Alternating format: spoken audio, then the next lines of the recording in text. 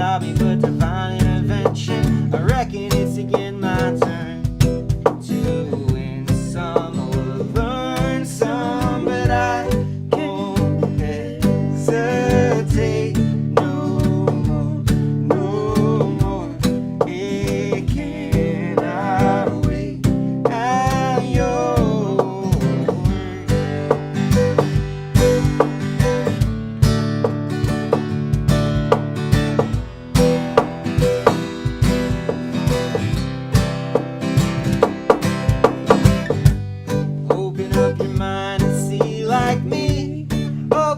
plans and damn you're free. Look into your heart and you'll find love, love, love, love. Listen to the music of the moment, people dance and sing. We're just one big family, and it's our God-forsaken right to be loved. Love, love, love, love. So I won't hesitate.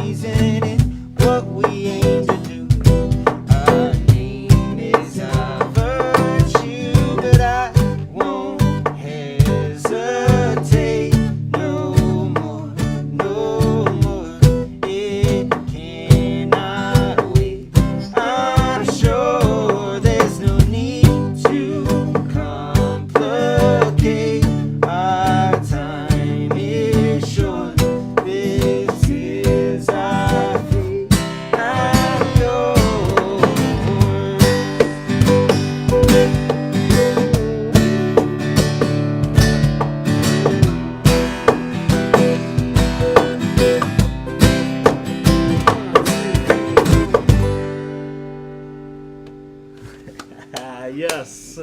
Welcome, guys.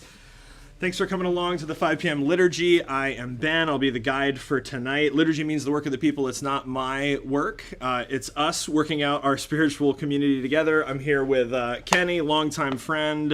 He's going to be hosting and talking to you guys online. I've also got with us always Fred. We've got our friend Andrew Brooks here.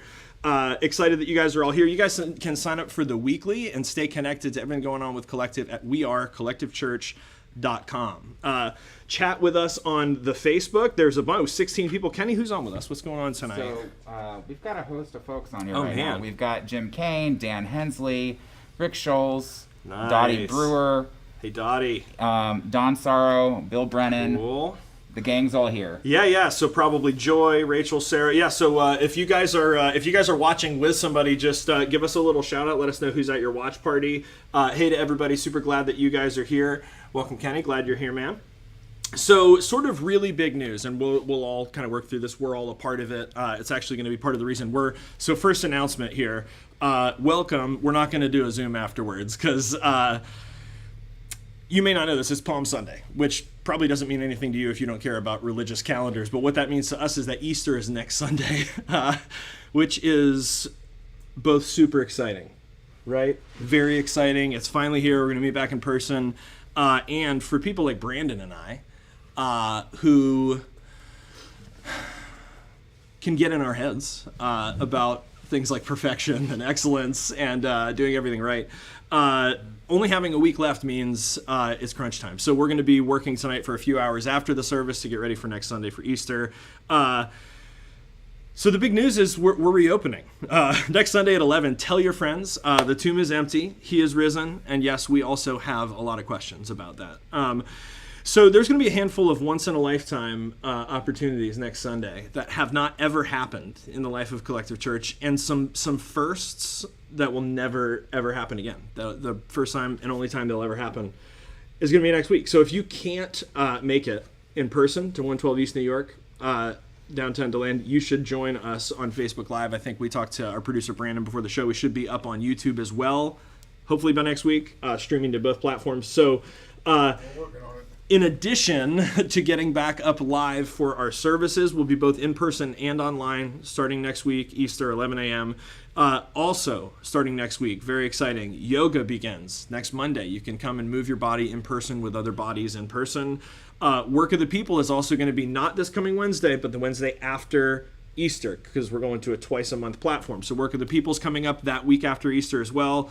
And Collective Cares is going to have a meeting this Thursday as well, but they'll also be that Thursday after Easter. So basically, it's going to be like from nothing to then Collective is open again. We'll have a big Easter service, and then we'll have a handful of groups. And we're also in the process of putting together and possibly launching a few other groups as soon as this spring, once we get some momentum in critical mass. So it is almost Easter. For those of you who are tuning in and like, man, this has been a long season. Yeah, we were down. But we are not out. So if there's an amen button on that thing, or you can throw some praise hands there, we're about to be at Easter, right? That means there's life after whatever we've been through. And we've been through it, right? Sure have. And a lot of people have been through it. We've been through it in a lot of different ways. Personally, us, obviously, as a community. But you're here. We're here. Hey, Andrew. Hey, Danny. Whether you're with us live now or later on, whenever, wherever, your presence makes us who we are. Brooks is going to remind us who we are. We value highly the metaphor of journey. We're different people from different places and backgrounds, representing an intergenerational community, and we've traveled different paths. So we agree not to make assumptions about the person across from us, next to us, or on Facebook with us. We challenge ourselves to be sensitive, knowing the community includes a diverse group of people, from lifelong followers of Jesus to people who are just now open to the idea that God might exist. We strive to avoid offense, ask good questions, articulate and explain our responses. We don't assume fluency in Bible, spirituality, or church language, because we believe the message of Jesus is not for Christianity, but for humanity. So we do everything in the spirit of love and grace. Awesome. Thanks, Brooksy. And we got some music, right, Fred? Let's tee it up. Let's do it.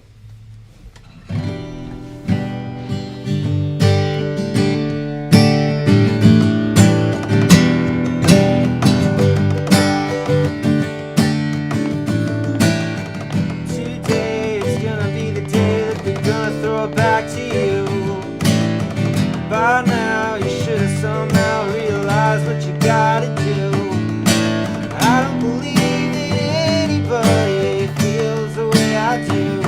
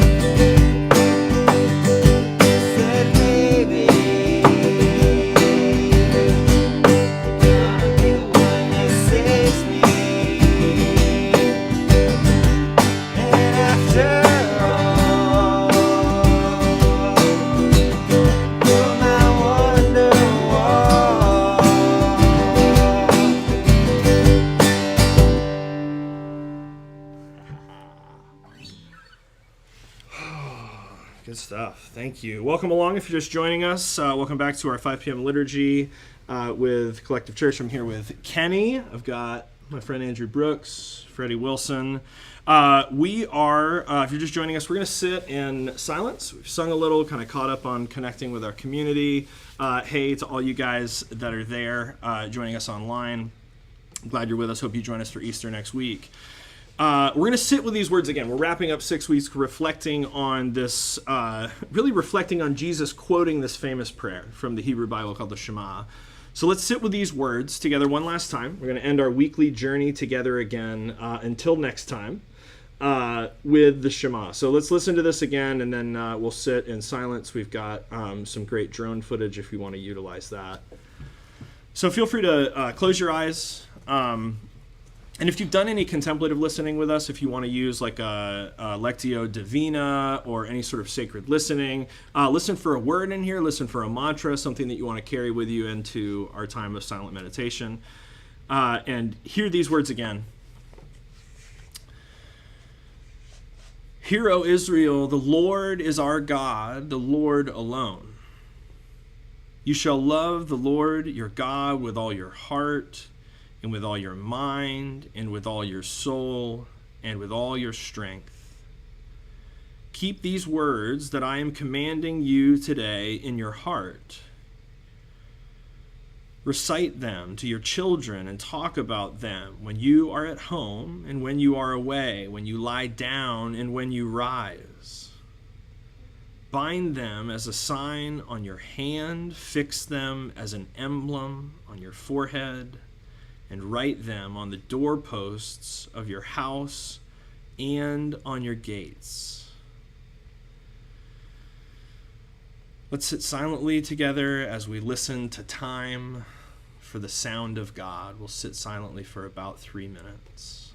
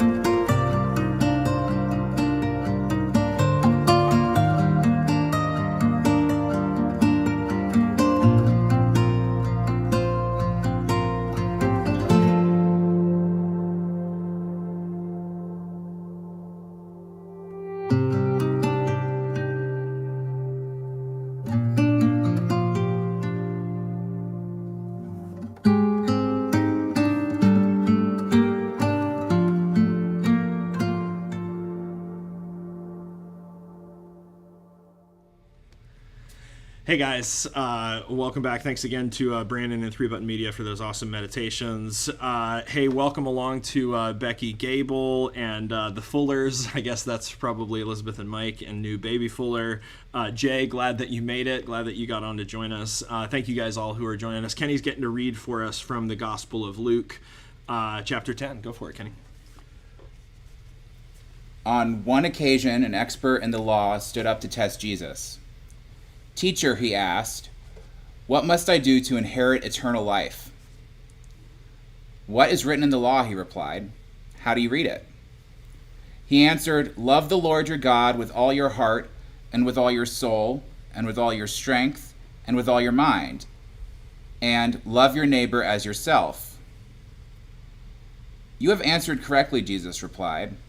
"Do this and you will live." But he wanted to justify himself, so he asked Jesus, "And who is my neighbor?" In reply, Jesus said, "A man was going down from Jerusalem to Jericho when he was attacked by robbers. They stripped him of his clothes, beat him, and went away, leaving him half dead. A priest happened to be going down the same road, and when he saw the man, he passed by on the other side. So too, a Levite, when he came to the place and saw him, passed by on the other side.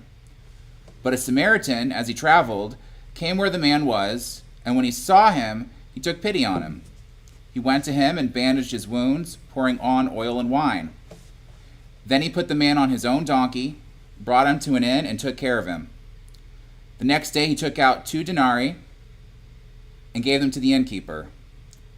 'Look after him,' he said, 'and when I return, I will reimburse you for any extra expense you may have.'" Which of these 3 do you think was a neighbor to the man who fell into the hands of robbers? The expert in the law replied, "The one who had mercy on him." Jesus told him, "Go and do likewise."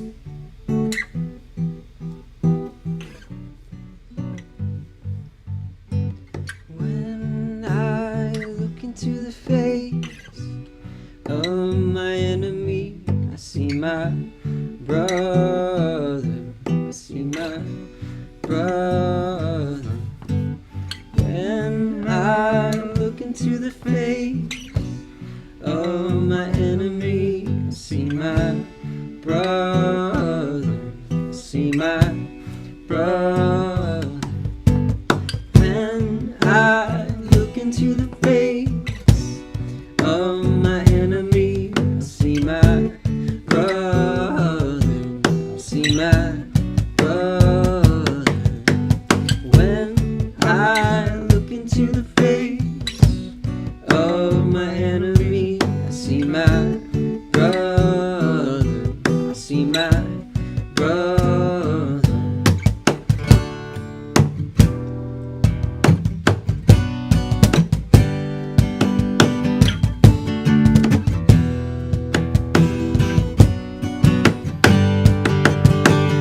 When I look into the face of my enemy, I see my brother. I see my One more time. brother. When I look into the face of my enemy, I see my brother. I see my brother. We are sitting tonight, right now, live before your very eyes in the McCullough Room at Collective Church here in downtown DeLand, Florida. We just now got the flooring done in the lounge. We've named the lounge the McCullough Room after Bill and Renee McCullough, who are founding sort of parents and figures, founders of the church, and their son Ryan, who all 3 were killed in a car accident a few years ago. There was a time in college where I had gone to college Sunday school at First Baptist, and Bill was the college Sunday school teacher, and I also was in the religion department at Stetson, and Don Musser was my instructor and sort of became a mentor and a guide. And Don died recently, and it's given me time to think about the way that these people influenced me. So Bill, I think, was one of the first people, and he loved the Bible. He loved the Baptist Faith and Message, which was like sort of the doctrine book. I don't know if you remember some of this stuff with Bill McCullough, but he loved this stuff. But he would always say, you got to listen to the Spirit. He was one of the first people that I ever heard say, as much as we interpret the Bible as well as we can, eventually you've got to listen to the Spirit. It was like one of the early versions I ever heard of like trust your gut in the spiritual life, like that your intuition is okay. So he's like, listen to the Spirit. And then, I come to the Stetson religion department. I encountered Don Musser. I've had sort of an evangelical-ish background, but Presbyterian enough that I'm pretty sure about like predestination. And Don Musser helpfully disabuses me of like a bunch of these crazy ideas. But rather than answering the questions, he would respond with a bunch of questions. And then I would sort of answer him and he'd go, there you have it. But he would never really answer it. And this was sort of huge in the religion department. I know you took religion classes at Stetson. I know Kenny and I had a religion class together at Stetson. This was huge in the department, is that they didn't tell you where they personally landed because they were trying to avoid becoming your next guru. I think what they know is like you leave youth group and it's like, oh, I can't attach to my youth pastor anymore, and so I need to find some other adult who will hold my beliefs for me. And they basically say, no, we won't hold your beliefs for you. You have to come to hold these beliefs and convictions for yourself. You can't arrive at these externally, but internally. So you've got this coming from Bill McCullough at this point in my life, this coming from Don Musser, and what I'm trying to do is like attach, like who's my next guru going to be? And they're both kind of like, look, you got to deal with this on your own. You've got to wrestle with God on your own. And then a few years ago, my grandfather passes away. And my whole life with my grandfather, I've shared this recently, is like him telling me to listen to him a lot of times about stuff that I didn't even necessarily want to learn, like about shuffleboard. But a lot of it was like coaching, but it was always like, too hard, too soft. Like we played pool and he's like, you got a lot of green to cover. Watch the ball, right? Easy now. And it's not just like your grandfather over your shoulder. And so my whole life was like listening to him and taking this coaching from him. He'd coach me on sermons, right? Most of the time they were just too long. You could have made that in 2 points. Don't use 3. So on his deathbed, he gives me this name badge, and I think you've seen it. This was in the old office over on Alabama. And it's just his name, Conrad Collins, on the front. And on the back, he has a piece of masking tape that says listen in quotes, which I think is hilarious because I don't know who he's quoting. But listen. Listen in quotes. But when he gave it to me in his deathbed, he pulled me really close and he whispers to me, listen inside. Listen inside, which was such a significant moment for me because my life had always been about listening to him. And it was this moment where he realized he wasn't going to be here and he pointed me past himself. Listen inside for this, this coaching over your shoulder, this lesson. And I've talked to Bill Brennan a bunch about this, but when I went and did a rite of passage in the desert, the guy that convened the rite of passage was like the guy that we listened to all week. He was like the guru because he was teaching us to listen. And then on the last day, he's like, walk out into the desert and listen for your teachers. And again, it was these teachers saying that you have to transcend even the teacher. You've got to learn to listen beyond or listen inside and go and wait for your teachers. And so I want to open with that. And maybe with you guys right now, just a quick conversation. Who are your teachers in life right now? Mine, certainly right now, are 2 kids. I've got a very patient partner. We're currently watching a 15-year-old dog named Coco, and I'm learning about aging well and getting ready to die well from this beautiful dog that I'm getting to spend time with. Recently, my teachers have been like the wind that lives in my bamboo right outside the back window and the back door. I learn a lot from watching that tree bend. Who are your teachers? How do you guys wait for them? Who are your teachers right now? For me, a lot of times it's the ocean. Okay, yeah, you're spending a bunch of time in the beach. The beach and just like daily interactions that I have. Yeah. Things that I observe about myself. Yeah. Just everything is my teacher. Yeah. What about you guys? You can jump in on the chat as well. Who's your teacher right now? How do you listen for your teachers? How do you wait for your teachers? Man, Fred, some of your teachers are difficulty and patience right now, huh? Going through like difficult seasons, just enduring sometimes. Yeah. Is the teacher. Yeah. I'd say so. Anything, Kenny? Yeah, this has me thinking about when I was at Trilogy earlier this week and I was texting you about all the conversations going on around me, and it's like those conversations that other people are having in my orbit. My response to that internally and how I like filter that through to other people, that is my teacher frequently. Interesting. That's cool. Really good. Awesome. So yeah, feel free to jump in, guys. Who are your teachers and how do we wait for them? We're wrapping up a few weeks on basically Jesus' response to how do we get this life that we're all after? And his response is to quote a Jewish prayer, right, called the Shema.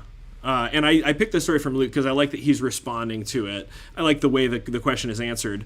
And I think both the prayer and the fact that Jesus is quoting the prayer are a reminder that integrity begins within. We've got to listen inside for the integrity of heart, mind, soul, and strength. You can't measure that integrity externally alone, because it's the alignment of your heart and your psyche. We talked about mental health, your power. We talked last week a lot about people power and our privilege and how do we use that to give a voice to people that don't have a voice.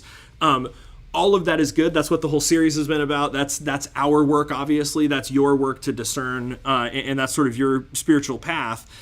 But we did say last week, and I think this is sort of the transition to land this whole series, and I think this is where the sermon sort of should be tonight, is that while we listen inside, I think while the Shema is an invitation to find some integrity and alignment in the self, and I think that's that's healthy that we have a well-adjusted ego, that we have a well-adjusted self, and we should listen inside to that self, heart, mind, soul, and strength. But that also has an expression, which is a practice that is external. And so the way I've been thinking about this week is that inner integrity could be maybe the experience of serenity, when we feel like we've got that alignment, heart, mind, soul, and strength. Outer integrity is what we talk a lot about, which is justice. That's when the things that we say that we care about in front of school boards, and we care about in front of legislators in our county, and we care about in front of power that can make a difference. So there's like the listen inside and the practice outside, right? The inner serenity of like we know that we're well, and then the outer serenity of like we're working for justice in the world. And I love that Jesus lands the answer to this question, how do we get this life that we want? And I think he does what's like super hot right now, which is like this convenient, cultural, sexy Buddhism, which is like, he gives them what they want, right? This inner serenity of heart and mind and soul and strength. And everybody's like, yes, I can do yoga. We'll go to the spa. We'll feel awesome. And then the throwaway is like, oh, and love your neighbor as yourself, which just like explodes the whole thing. And I want to say this. I've preached this text dry, right? This text is like shoe leather. So when I get excited about something, you know that it's actually got to be a decent perspective. So I want to show you this. And I've done the self-love sermon, which I think is true, right? You can't go and love everybody else. You got to put your oxygen mask on first. You have to love yourself in order to love your neighbor as yourself. Those are all great sermons. And sure, like I said, you've got to have healthy ego development. You have to have a healthy ego in order to transcend it. But I want to skip the details of the story. I love the story. It's great. But I think the way Jesus summarizes it by asking, who is your neighbor? Is actually an ancient way of speaking to this leap in human consciousness. These transcendent moments where human awareness or human consciousness, or we might think about it, it feels like just caring, where that consciousness expands a little more. It gets a little bigger than it had been. And I think that phrase that Jesus uses, and love your neighbor as yourself, there's so much in that. I think those are just a handful of words that are speaking to this massive shift in consciousness. This move from me to we, from my selfish needs to the needs of a larger group.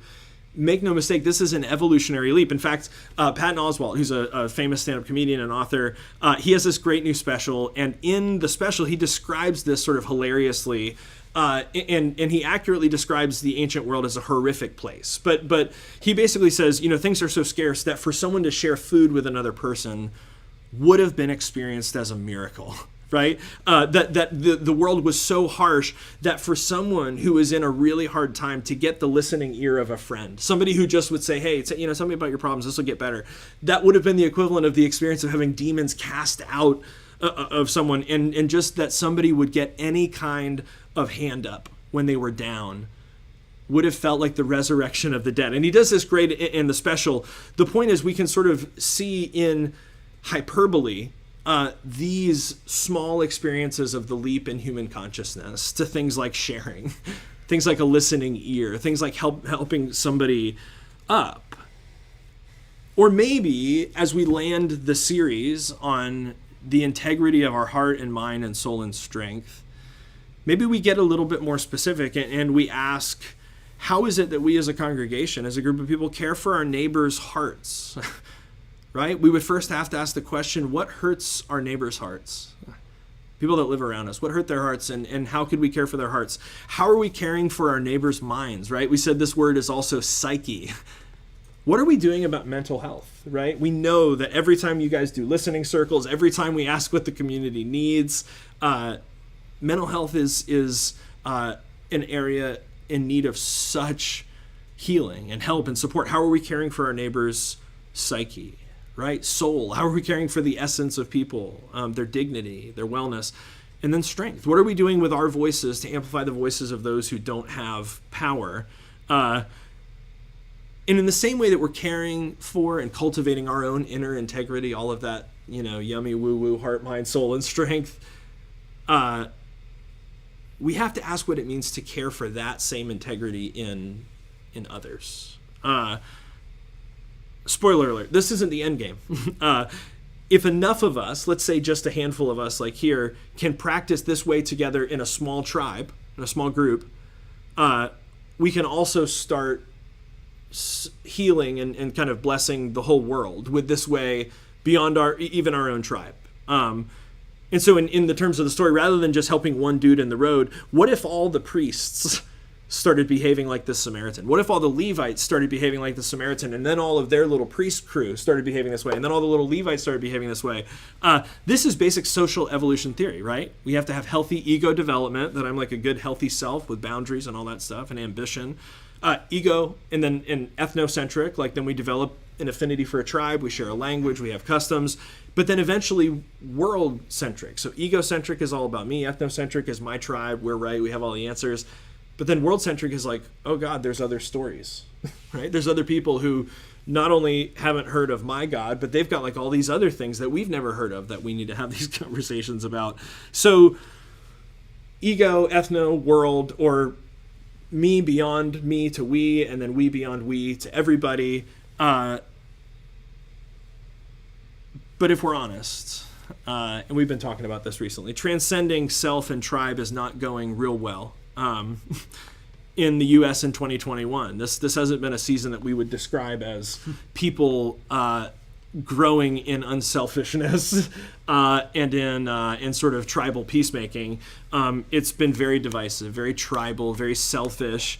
But we start, you heard in the community statement, we start from some sort of core convictions, like everybody deserves to belong. That's one of the core convictions, like the dignity of everybody. And then everyone is changed by love. We also really, truly believe that. We believe that happens in healthy communities. Jesus calls this the kingdom of God. The problem is, not everyone shares this consciousness, including me. I don't always share this consciousness. I move in and out of this consciousness. We all do. And that's why we need communities of practice, because we're all getting together to practice this consciousness that none of us has really achieved yet. But you may have noticed that, like, including us, at least half the population doesn't seem to think that everyone deserves to belong in, like, basic human dignity, nor that the people that they happen to hate can change, nor that they themselves, we ourselves, should change, that we've got things that we should improve on. That's a problem. That's a serious problem. I shared this with some friends recently. We know that based on the data of human evolution, which we've only had for like the last 100 years, we can finally measure this. It takes about 10% of the population to reach a tipping point that will change this perspective on any kind of mass scale, global scale, to shift into the next level of human consciousness, which I'm saying, and I don't have any idea, I'm not a scientist, but my hope would be that the next shift in human consciousness would be at least to these basics of like everyone deserves to belong and everyone is changed by love. I'm hoping that's a good baseline. So does anybody want to guess when was the last time we had one of these shifts where we hit a 10% tipping point and the world changed? Don't give the answer if you guys know it. Anybody online, you can guess also. I know we're a handful of seconds behind, so we may have to wait. I don't think you were there when we asked this. Do you have a guess? When was the last time as a culture we hit a 10% kind of tipping point and hit this kind of shift in human consciousness? When would you guess? Can you give me a hint? Was it recently? Pretty recently, yeah. Was it on LGBTQ rights? No, that's a great Okay. guess. So not that recently. Okay. Like within 100 years certainly recently. came to mind. That's a good one. That's a great example. Like civil rights. Yeah, absolutely. So, so you guys are aware that you know that this happens. You just might not know that this is how it happens. So the last time there was this 10% tipping point shift in human consciousness was in like the 1960s into the 1970s. And the way that you can tell is you look back, and prior to that, there was pretty much one story. And it was a straight white male power story. And then in the 1960s and 70s, all of a sudden there are stories that start being told about things like civil rights, stories about race, stories about sex, stories about work, new stories about the vote and who can vote, new stories about schools and education, new stories about how households are organized and the roles of genders, all this stuff. The world massively shifts, but that's just with a 10% tipping point. Now the best guess is that the U.S. is somewhere in like the 5% range towards that 10% shift in consciousness. Jesus says things like the kingdom of God is at hand. He uses he uses these metaphors like the seed is already in the soil or the yeast is already in the dough. Like the 5% is already there. And like I said, it's not always me. I try on my better days I can move into this kind of consciousness that everybody matters and everybody can be changed by love. But that's not me every day. That wasn't me earlier today. Actually, one of my teachers is my own anger. On the way here, I got behind somebody and they were going really slow. And I said to myself, are you seriously going 30? Are you seriously going 10 and a 30? And I didn't realize at the time that 30 is also not fast, right? Like if I was hauling ass at 30, I'm still going 30. So I'm going 10 behind this person. I'm like, how are you going 10 and a 30? And so like they were lost. So they turned right from the center lane, which is like super frustrating. And so I floor it and whip around, and like the can that I have in my door tips over and my soda is just like leaking into my door. But I laugh at myself because it's like, what am I doing? Why? Like, how does that serve me? What was I in such a rush to do that I had to like spill this drink? So how do we, and that was me. That was me back in selfish. The world revolves around Ben. There's no such thing as a person in front of me who needs to go wherever they're going. I'm the only one. So how do I shift from me to we, where I go just for a second? I wonder what it's like to be this person in the middle of the road on a Sunday going 10 miles an hour. Probably they didn't design their day this way. Maybe they're having a rough one. But that requires a shift for me to get out of my own selfish desires and selfish ambitions and to go, oh, other people exist. And then once we've done that together and we've practiced that and we've got rituals for it, and we have ceremonies for it, and we'll do groups about it, and we'll sing about it, then how do we do that beyond this congregation also? How do we transcend our selfishness? How do we transcend our tribal divisions? Jesus says, love your neighbor as yourself. And you got to know yourself, right? How do you begin to know God? The mystics say, know yourself, your heart, your mind, your soul, your strength. You got to get to know that stuff so that you can transcend it. Same with community, right? We've got such a great culture at Collective. I really believe we do. So what? Right? To what end? What are we doing with all our coolness? But we are, right? This was the practice we ended with last week, is that we are practicing things like people power, right? When not only individuals, but selfless tribes, and not just collective. We can't transcend our tribalism just as a tribe. It requires other people. Faith communities from all over Volusia County, right? All different traditions came together to do justice. Me to we, and we to everybody. And here we go again. We're a year into this pandemic. And like we did last year with in the beginning, some of you, if it's been an awesome year for you, like maybe you're looking back and you're like, man, I feel so guilty, but like the pandemic, it was awesome. The market was great. I made a bunch of money. I got to work from home.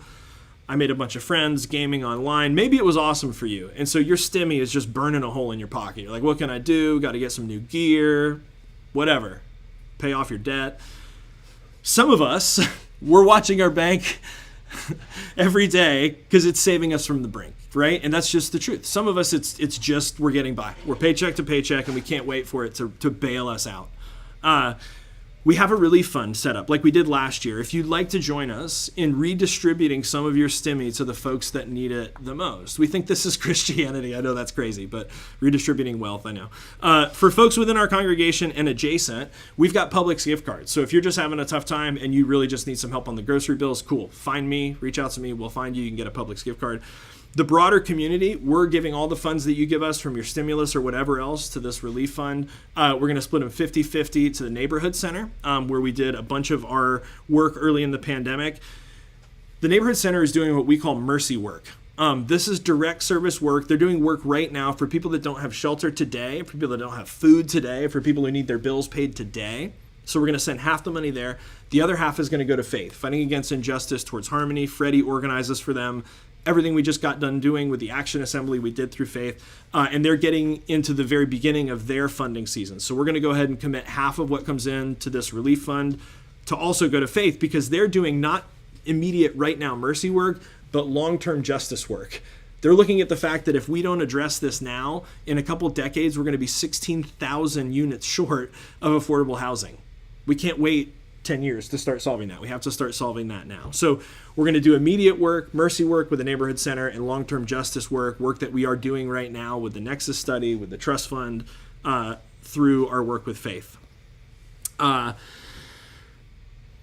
What might our life, this is the question, really, right? Because the religious expert comes to Jesus and he goes, how do I get the life that we all want, right? Where I get to enjoy myself, but I also feel like I'm contributing and like I'm a good person, but it's also fun, but I'm giving back, and I have meaningful relationships, but I also get to kick back every now. Like, how do we get that balance? How do we find that life that we all sort of know what we want? Can't really describe it. What would it look like if we listened more, so that we might learn to live with the integrity of our heart and our mind and our soul and our strength, and so that we could then learn to love our neighbors as ourselves? We think that might look like heaven. We use words like resurrection, the life of the ages. We imagine a world of peace and plenty, a good neighborhood, where we're moving from me to we and we to everybody. And the table of the Eucharist, the symbol of the bread and the cup, are an invitation to expand. They're always an invitation to expand. They invite us, but they also send us out into the world. So here's the practice this week. Listen for those teachers. Listen for those opportunities to move beyond yourself, your self-interest, and gain interest in your neighbors. Be curious. That's one of the things I love most about Brooks, is I think he's just curious. Right? And I love that about my dad too. Like, he'll walk into the kitchen at a restaurant. He just needs to know what's going on. Like, how'd you make that? We could be curious. Gain interest in your neighbors. It's not, I guarantee you, there's plenty of time to learn everything to know about you. Get interested in somebody else for a little while. And then the congregation, as we keep the needs of our neighborhood in mind, as we keep those sort of at the forefront of the vision for whatever our tribe is doing, that it's doing something that serves our neighborhood. How do we get this life that we're all desperate for? Jesus says, listen for opportunities to move past yourself, right? And then when we get together as a community, we go, how do we get this life that we want? Listen for opportunities to move past your tribe. Expanding my consciousness to include the other. Man, that beautiful song, to include the enemy as the brother, right? When I look into the eyes of my enemy, I see my brother. To include the stranger as a neighbor. And we end with a question, and who's my neighbor? And who is my neighbor?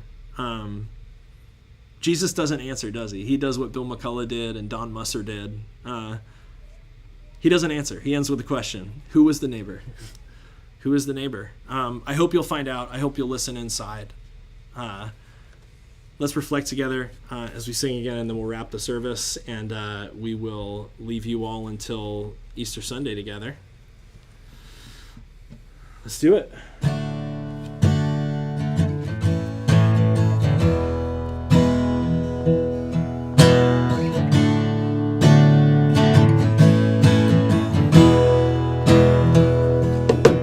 You can hold my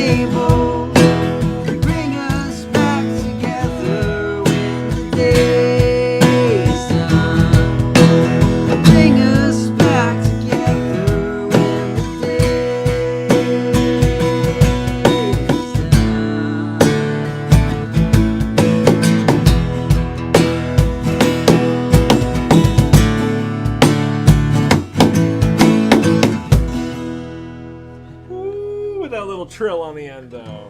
Thank you. Thank you. We didn't even pay for that, did we? I was on the house, folks. Thank you guys. Thank you guys for coming out. What a good time. We're going to let you out a little bit early. We're not going to transition over to Zoom tonight. You heard that right. There's just too much work to do. You know what? Do you guys want to talk to each other? I'm going to assume they want to talk to each other. We're going to open up the Zoom room, and then we'll get to work, and you guys can just hang out with each other. How's that sound? You can sign up for the weekly. You can also give to support Collective, which we need. We do right now. Let me say that. If you're planning to give to the relief fund, absolutely do it. That's huge. We want to get it to the people that need it most. If you've fallen behind on your collective giving over the course of the pandemic, which some of us definitely have, I can tell you I've seen the financial reports, we're going to need that stuff to pick back up to keep doing the stuff that we want to do. So if you're able to catch back up on that, that'd be awesome too. You can give. You can get connected to what we're doing. wearecollectivechurch.com. Sign up for the email. If you want to get to know us a bit better, again, it's not going to be me and these guys, but you can get to know everybody on the Zoom right afterwards. We'll jump over there. Kenny, do you want to share that link for him in the chat, and then we can let people get in there? Our benediction tonight is from a guy called Eric Reed. He says, "You'd like to think we're past certain things, the way we treat people. I thought we were at a time where you love your neighbor as yourself." He's a historian. He says, "But as I've studied history, it hasn't repeated itself necessarily, but it's dressed a little different and is acting the same." When we say we want to move from me to we and we to everybody, we're not talking about dressing differently. We're talking about practicing a different way of acting. If you're in for that, we hope you'll join us on Easter. Grace and peace. Have an awesome night.